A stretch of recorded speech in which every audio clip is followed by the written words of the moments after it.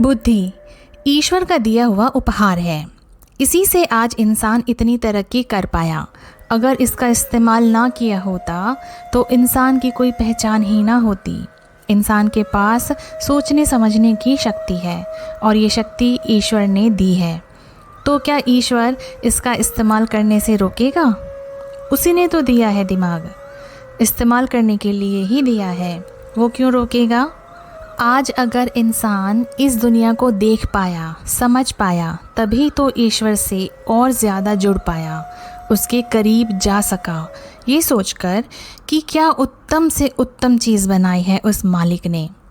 क्या आंखें बंद रखकर उसे पहचाना जा सकता था? नहीं। इसी के इस्तेमाल से ईश्वर और उसकी रचना को समझा जा सकता है। अगर बुद्धि का ही इस्तेमाल ना किया तो फ़ायदा क्या हुआ इंसान होने का।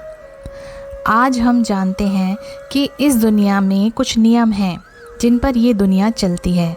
वो नियम कभी बदलते नहीं हैं। अगर बदल जाया करते तो विज्ञान का जन्म कभी ना होता और इंसान का जीवन भी नामुमकिन सा हो जाता। लेकिन ईश्वर ने हमारे ऊपर दयालुता बनाए रखी।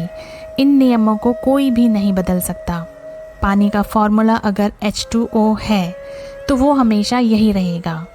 इंसान ने ये सब कुछ अपनी बुद्धि का इस्तेमाल करके सीखा और समझा।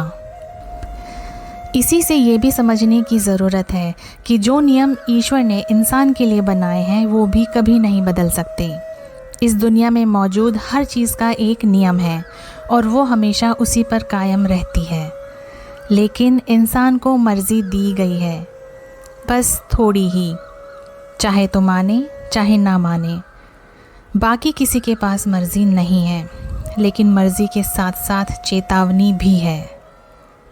तू ही कर्म कर, तू ही उसका फल भोग। जैसा करोगे वैसा ही मिलेगा।